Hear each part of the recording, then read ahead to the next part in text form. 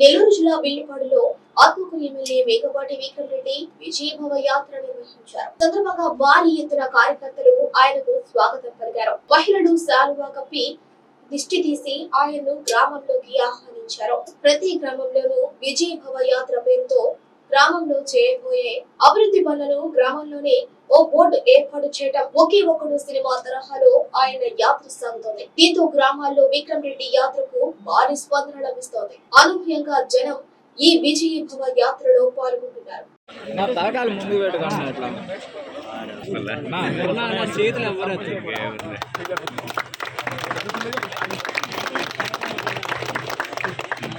Photo cut చేస్తారా?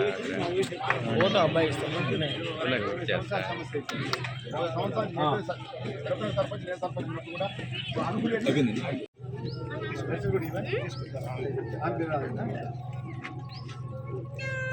Rice కార్డులు ఉన్నారు సార్, పచ్చ వెంకటేశ్వర్లు.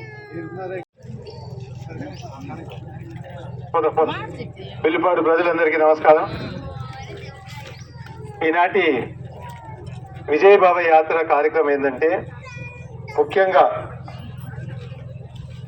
ఈ గ్రామానికి ఇప్పటికే 2 సార్లు వచ్చున్నాం. ఒకసారి అయితే బై ఎలక్షన్, రెండోసారికి గడప గడప గడప గడప గడప కార్యక్రమం అని చెప్పేసి 2సారి వచ్చున్నాం. ఈ 5 సంవత్సరాల్లో మన ప్రభుత్వం తరఫున ఈ గ్రామానికి ఏమేమి జరిగిందనేది ఒకసారి మీ అందరికి చెప్పడానికి. మొదటిగా చూస్తే మన గడప గడప కార్యక్రమం తరఫున మన గ్రామంలో ఈ డ్రైన్ కానీ, మళ్ళీ ఒక బీసీ కాలనీ రోడ్డుకు కానీ అన్నీ కలిపి దాదాపు 16 లక్షలు మంజూరు చేశాం. రెవెన్యూ పరిధిగా సర్వీస్ ఇనాంలో 30 ఎకరాలు మళ్ళీ రైతుల చేతిలో పెట్టడం జరిగింది. 3 సాదా బైనామాలు కట్టి దాదాపు 5 ఎకరాలు మళ్ళీ వాళ్ళకి ఇప్పుడు పట్టా ఇవ్వడం జరిగింది. అసైన్మెంట్ ఫ్రీ హోల్డ్ అంటే డీకేటీ ల్యాండ్ దాదాపు 20 సంవత్సరాలు అయిన తర్వాత మళ్ళీ వాళ్ళకి ఇప్పుడు హక్కు కలిగించే కార్యక్రమంలో 5 మందికి దాదాపు 8 ఎకరాలు.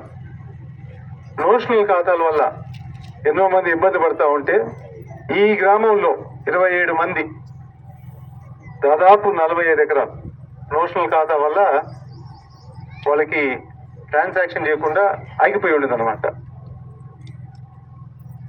జగనన్న లేఅవుట్లు ఈ గ్రామంలో లేవు, కానీ కొత్త వాళ్ళ సొంత స్థలంలోనే ఇల్లు కట్టేయడానికి మంజూరు చేసిన 8 మందికి.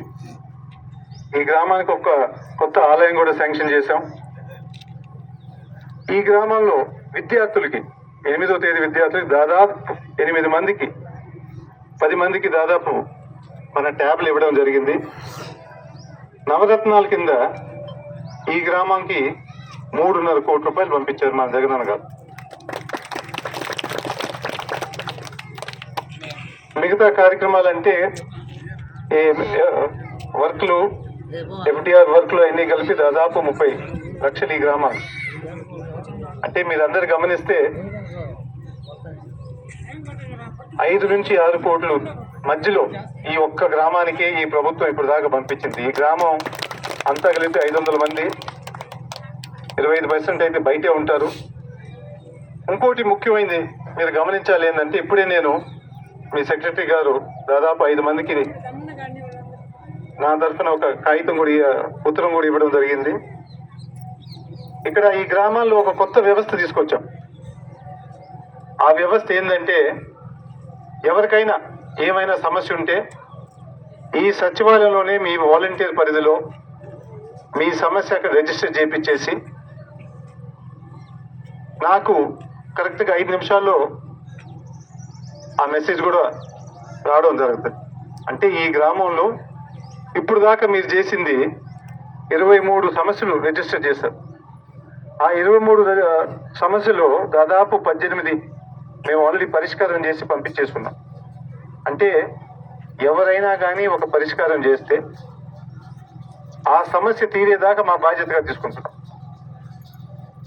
ఆ వాలంటీరు, ఆ లబ్ధిదారు ఎవరు పెట్టారో ప్రతి నెల వాళ్ళకి సమాధానం ఇవ్వాలి. వాళ్ళు పెట్టిన పరిష్కారం ఏ స్టేజ్లో ఉంది, ఇంకా ఎన్ని రోజులు పడుతుంది, అవి చెప్పాల్సిన అవసరం ఉంది. తీరిన తర్వాత మళ్ళీ మీ దగ్గరకు వచ్చి ఒక కాగితం ఇచ్చి నా తరఫున ఉత్తరం ఇచ్చి ఇదిగో మీరు తీరిందని చెప్పేసి మీకు చెప్పడం జరుగుతుంది అనమాట. అంటే ఇవన్నీ చెప్పేది ఎందుకంటే ఈ మార్పు తీసుకొచ్చారు ప్రతి గ్రామంలో.